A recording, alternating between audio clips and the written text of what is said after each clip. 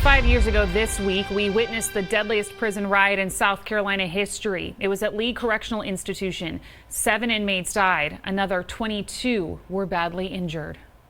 It was chaos, and it was something I've never seen. I remember calling my wife and saying it's like a medieval battlefield. So what is the state doing to make sure we never see that level of violence again in our prison? In our exclusive 3-part series, investigative reporter Ann Emerson goes back to Lee with the director, and she meets with inmates trying to change the culture. And you've actually covered this story since the riots broke out 5 years ago. What was it like going back to that prison? Well, you know, I have covered it extensively, and we've talked about the contraband cell phones, the cell phones that were part of the issue that Director Sterling has said many times caused the problem.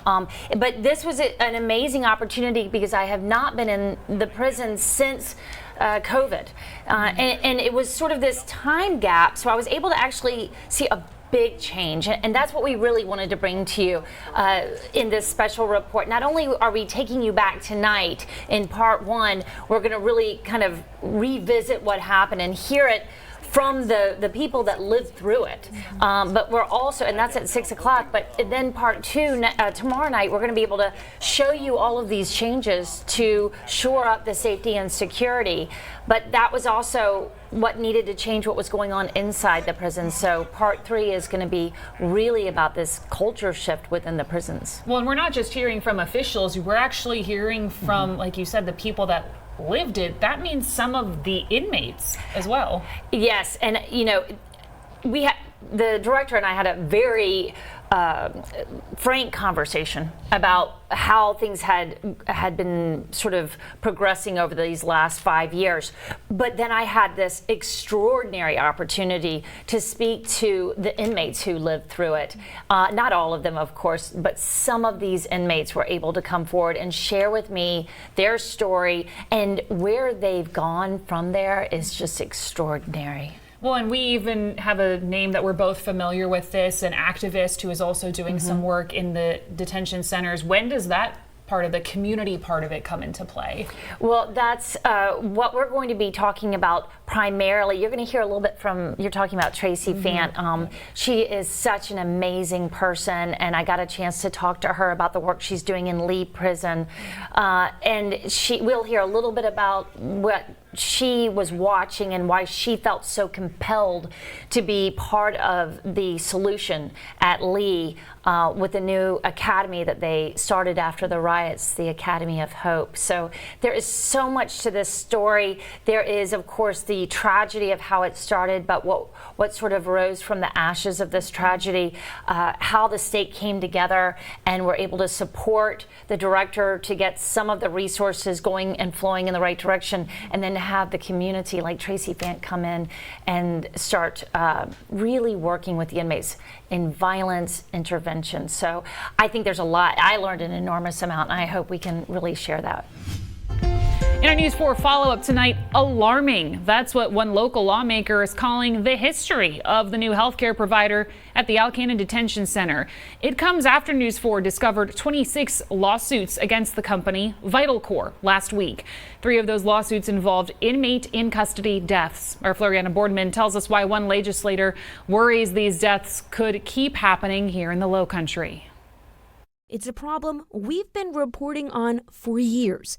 Inmate deaths inside the Cannon Detention Center. The reality is there have been too many deaths that have taken place where we have to call out and question the level of health care that's being provided. The county is not renewing its contract with the current healthcare provider WellPath, but the newly approved provider VitalCore is facing its own legal troubles. Representative Marvin Penjarvis says this raises several concerns. It doesn't surprise me, but I'll tell you it's alarming. And so when I read your report talking about the number of lawsuits that have been filed against the provider that's coming in here, it does raise a red flag. We found VitalCore has been sued at least 24 times for medical malpractice and negligence since 2019. It's a problem Pendarvis worries may continue at the Cannon Detention Center. You've got so many of these for-profit organizations that are providing medical care, and the question you have to ask yourself is it the profits that is taking precedence over the quality of care that you're giving? And if that's the case, then you're going to have mediocre to subpar health care no matter where you're at. Several states and counties still use Vital Core Health Services for their detention centers. However, in New Mexico, where those 3 inmate deaths took place, they no longer use the healthcare provider. Pendarvis says there needs to be a solution everyone can agree on that gives quality healthcare for those waiting behind bars. Detention centers serve a necessary purpose, but we cannot continue to send people there and they don't leave because they've died there because we're not giving them the medical care that they deserve. The top story tonight at 6, state leaders are calling for change to help prevent violent crimes and keep criminals behind bars. It comes after the mass shooting on Isle of Palms last Friday. The General Assembly has 1 more month before the session ends. Our Tara Jabor was in Columbia today. She tells us why leaders believe now is the perfect time to act.